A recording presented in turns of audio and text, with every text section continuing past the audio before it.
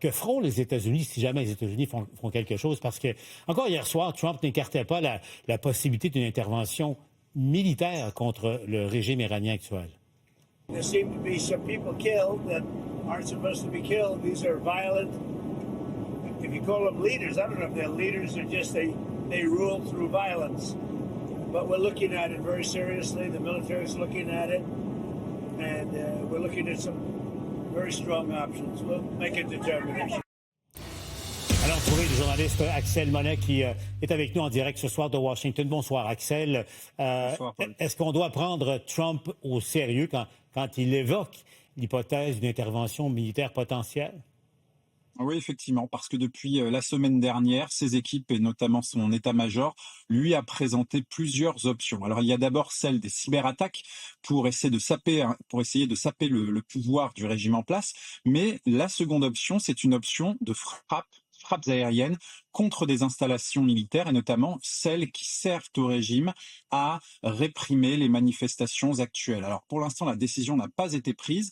La seule chose qu'on sache, c'est que ce ne sera pas une intervention terrestre, il n'y aura pas d'envoi de troupes clairement, mais s'il y a des frappes aériennes, ça pourrait être avec une coalition avec Israël, qui est plus proche, qui a l'habitude de faire face à l'Iran. Et c'est d'ailleurs pour ça que Marco Rubio et Benjamin Netanyahou se sont longuement parlé dimanche matin pour évoquer cette situation. Et puis surtout, il faut être honnête, depuis les attaques contre le Venezuela, on se dit qu'avec Donald Trump, tout est possible. Il a dit à de nombreuses reprises qu'il voulait viser l'Iran s'il y avait des morts. Si les chiffres se confirment et que les centaines de morts sont confirmées parmi les manifestants, Donald Trump aura là l'occasion de mettre en action ses paroles. Autre front également, M. Monnier, Trump vient il y a quelques minutes de menacer tous ceux qui commercent avec l'Iran, de leur imposer des tarifs de 25 %. On sait que la Chine, par exemple, est un des principaux clients du pétrole iranien. Donc, Trump menace d'imposer des tarifs de 25 % à tous ceux qui font affaire avec l'Iran. C'est le premier pas justement vers une guerre, on va dire qu'elle est pour l'instant psychologique et commerciale. On sait que le Venezuela compte aussi parmi ses alliés, comptait, on va dire, la Russie ou la Chine, et ça ne fait pas peur à Donald Trump. Donc c'est la même chose. Il a effectivement été annoncé cet après-midi que les États-Unis imposeraient 25 % de droits de douane sur tous les pays qui commercent avec l'Iran. Façon de dire, vous ne devez pas soutenir le régime, sinon on vous attaque pour l'instant financièrement. Axel, de manière générale, depuis le début de cette nouvelle année, là, on va se le dire, Trump se comporte en gendarme planétaire. Là. Sa base à lui, là, qui a voté pour lui sous la promesse de les États-Unis d'abord, America First, est-ce que ça commence à réagir? Alors ça, c'est très compliqué parce qu'effectivement, pendant toute la campagne et jusqu'à son discours d'investiture en janvier dernier, sous les dorures du Congrès, il avait dit et redit qu'il ne voulait plus engager les États-Unis dans des interventions militaires qui étaient à la fois lointaines, coûteuses et sans lien avec les citoyens américains. Mais clairement, depuis quelques semaines, c'est l'impérialisme ultra-conservateur qui prime.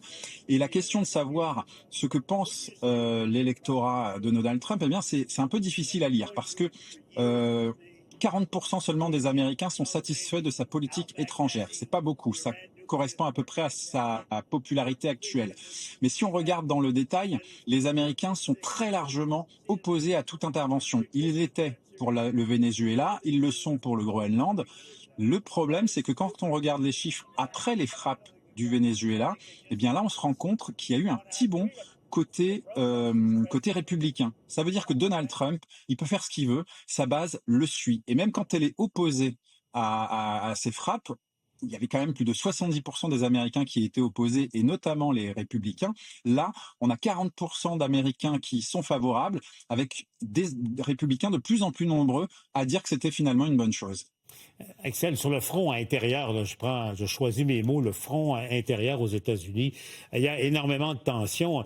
Prenons aujourd'hui le nouvel exemple, les menaces de poursuites judiciaires à l'égard du président de la Banque centrale américaine, Jerome Powell, qui lui, s'est tenu debout. Là, aujourd'hui, il a enregistré un message pour, au fond, dire aux Américains que cela était tout à fait inacceptable. Je résume. Powell, lui, refuse de baisser les taux d'intérêt autant que Trump le souhaiterait pour des considérations économiques. Powell dit que c'est pas le moment. Il y a trop d'inflation encore. Trump est en colère. Et là, le département américain de la justice tente de poursuivre Powell au criminel, comme instrumentaliser, au fond, la justice pour faire pression sur lui.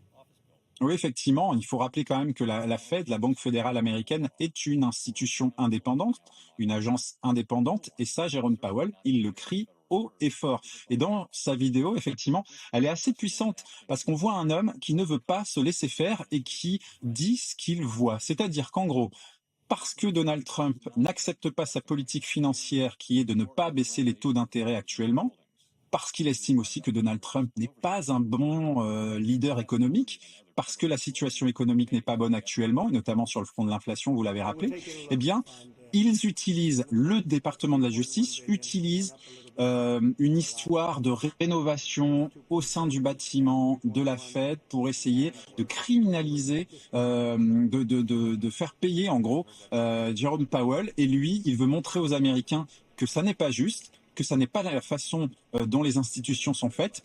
On va voir jusqu'à quand il va tenir et s'il peut tenir surtout. En terminant, Axel, vu de l'extérieur des États-Unis, on a l'impression qu'avec Trump, c'est guerre sur tous les fronts, là. En fin de semaine, il y a eu de multiples et de très, très grosses manifestations de la population contre les agissements de ICE, la police anti-immigration de Trump, suite de la mort de cette dame du côté de Minneapolis. Donc, Axel, comment est le climat aux États-Unis, autour de vous et généralement aux États-Unis? Alors à Washington, il est particulièrement pesant parce que c'est une ville très politique, très institutionnelle. Donc il y a effectivement les tenants de l'administration, ceux qui travaillent avec Donald Trump. Et puis il y a toute cette ville, il faut rappeler, elle vote à 92% pour les démocrates à chaque élection environ. Donc effectivement, c'est une ville qui est polarisée, mais c'est le cas dans tous les États-Unis. On vient de le voir encore une fois, le maire de Minneapolis a décidé de porter plainte contre l'État fédéral pour ce qu'il a appelé une invasion de ICE qui qualifie d'illégal. On est dans un pays qui est très polarisé, ça on le dit tout le temps, mais aujourd'hui c'est plus que ça, c'est irréconciliable. Et Donald Trump en plus ne fait rien pour essayer de réunir ces deux Amériques qui ne se parlent plus, qui ne se comprennent pas. Autant Joe Biden avait essayé de le faire, sans succès, il faut bien le dire, mais là Donald Trump, il aime mettre de l'huile sur le feu et on voit qu'il y a les manifestations, plus de 1000 manifestations dans tout le pays contre ICE ce week-end. L'opposition commence à essayer de retrouver un peu de morgue et de puissance, mais est-ce que ça suffira? En tout cas, c'est vrai que le climat politique est très délétère. Axel Monnier nous parle en direct de Washington ce soir. Merci, Axel, pour votre éclairage.